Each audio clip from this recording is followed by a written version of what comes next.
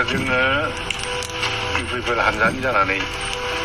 ओरैनो गामि गामि बेरायथिंलाबायदों बेरायनानै रायजो राजानि बायदिसिना गांनाय उखैनाय बा गोदान जोंनि बिटिआर सरकारनिफ्राय मा मोननो हादों हायाखै बेफोरखौ बुजिनो थाखाय जों गामिजों हाबथिंबायदों बेबायदि हाबथिंनायाव दिनै जों नोंथांमोनखौ ग्रोब लोगो मोनफैबाय बेवहायनो जोङो जेनेबा मोनाबायबो नालाय ओंखायनो अर सुहोलायनानै जेनेबा जों एसे अर सायनाय फावैनो खायसे बाथ्राफोरखौ सावरायलांनो होननानै जों एसे नोंथांमोनावबो हाबफैनाय जाबाय आरो दा खोथाया जों खोनानो मोनदों नोंथांमोननि बे ओनसोलाव बा नोंथांमोननि बे गामियाव गोबाङानो जोंनि बे गोदान सरकारनिफ्राय माबा माबि मोननो हानाय गोबां मानसि दं होननानै आरो फारसेथिं नोंथांमोननि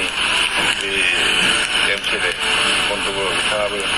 मोजाङै नोंथांमोनखौ अनसायदों होननानै जों खोनानो मोनदों दा बेफोरखौ लानानै नोंथांमोना मा सानदों मा मादों जोंनि एमसिएलए बन्धुफोरनि सायाव बा जोंनि बिटिआर सरकारनि मानाव गेदेर चिफ एक्जिकिउटिभ मेम्बार एबा गाहाय मावफुं सोद्रोमा प्रमद बर'नि सायाव बेफोर नोंथांमोननि जि मोन्दांथि एबा अनुभब बेखौ नोंथांमोनहा जाहाथे खुला गोसोयै फोरमायलायो जोंनि सिगाङाव बेनि थाखायनो जोङो नोंथांमोनखौ एसे रायदावलांनो होननानै हाबफैनाय जादों दा गिबियावनो रायजोनि जानानै रायजोनि मुलाम्फा जानाय हिसाबै नोंथांमोनहा मा मा बिथांखि एबा मा मा स्किम मोननो हादों नोंथांमोनहा बुंग्रोनोसै एसे मा मा मोनदों जेन'बा गेजेरजों हाबनाय नालाय आरो जानो सानसेबो जयै जों मोनथाम होमबाथ' बे बबे मिसन बेनि उनाव माबा जेजेलफोरनि माबा मोनदों नामा जेजेल दं जेजेल मोनलोंबायना मोनलोंबाय बर्थमान मोनबाय दं ओमफ्राय माबा मन्दिर सन्दिर मन्दिराव आनटाइटनि मोनसे मोनदों 10 लाखनि आरो मोनसे मा होनो जाय 10 लाखनि औ आसाम दरखारनि मोनसे मोनदों वाल आरो बर्थमानावबो वाल मोनसे जाबावना दं गेजेरानो क्लियार जायाखै ओमफ्राय माबा जाय वाल बाउन्डारि मोनदों एमसिएलए फान्डनि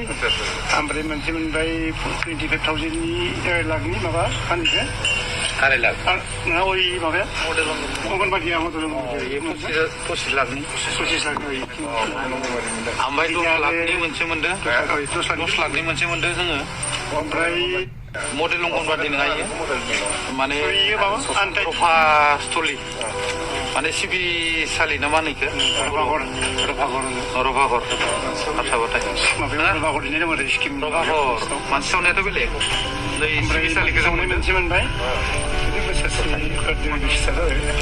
ओमफ्राय जायखिजाया फरायसाफोरनि नामाव मोनदों 5,000 होनाय 5,000 औ साबेसेसो मोनदों गामियाव बिदिनो 42सोआनो मोनदों खोमा टटेलि मा ना नोंथांमोननि गामियाव बे सिमला बर' सभा गोलैयो बे नोंथांमोननि गामियावनो इसेबां गिदिर नालाय गामिया गिदिर ना 200 बेसेबा 40 दं फरायनाय न'खरा 442 गिदिर दं मोनथाम सुबा बिदि आरो बर' सुबा माजु सुबा मिस्ट्रिफोरनो 5,000 खरि बेफोरखौबो मोनदों मथामथि 10-12 सोजाबमोनजोबो माने नांगौ बायदिखौ मोनबाय नालाय जों मोजां मोनबाय आरो जेनेबा गथ'आबो जोंनिया बया नङा एमसिएलएआबो मावनो गोनांखिनिखौ मावलांबाय दा जोंनि मन्दिरफोरखौनो बेसे मोजां लुना होबाय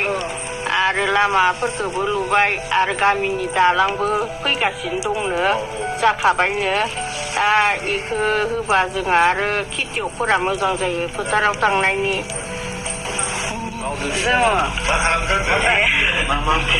अमाफोर लादो जुमायावनो लादो अमा बिमा दङ माथाम माब्रै दङ ओमफ्राय फिसाफोरबो दङ दा एसे फिसा फाननायबो जाबाय खावसे फानथ'वाखैबो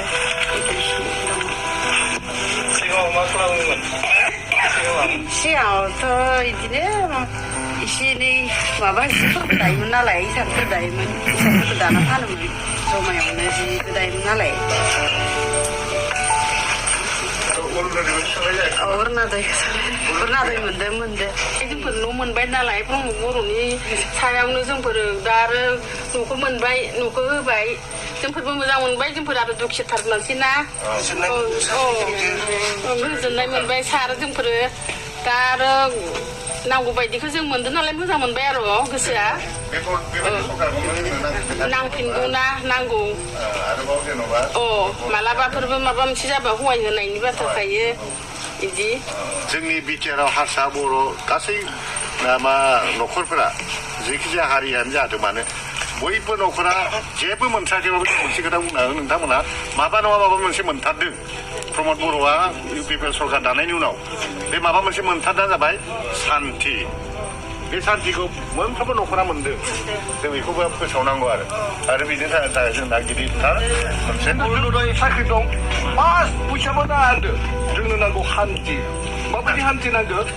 बैयाव केम्प फाथिनानै मानसिफ्राखौनो जोंनो फैसा खांखांनि जालाखै फुजा फाथाल जायोबा जौ जुवानि फैसा लानाय बेफोर होबथानो थांबा बुनाय बे समाजखौ जों ना मिथिगोन ना एकदम गिलुं गिलुं फंसे बाथ्रा बुंनो हाया फैदोलै इखौ ओरैसो लावथि लाखायोबा उनाव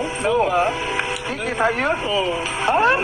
थायो आरो ससियेल मिडियाबो गैयामोन नालाय बिदि प्रसारबो जायामोन बेयाव थानाया गासिबो मिथिगौ आङो 10 बोसोर खारना थानांगौ आंनि पिएइचडिमोन आंनो खारना थानांगौ बै आजारनि न'आव थाखुमादों आंनियावलाय नोंनावबो थाखुमादों उपाय गैया थांनाय बाथ्राफोरखौ गोसोखाङो बिदि खोथा फोरमायदो आरो जाहाथे फंबाया दुखुनि खोथाखौ मोनदांथि दिनै जोंखौ माबा मोनसे बुंबाबो जों इसोरखौ सिनायाबो तारमाने हारसायाव नैखौ परितप्त बेहेलार हुर तारमाने गोग्लैसोना थानाय बेहेलानि देंखोखौ तारमाने बोदों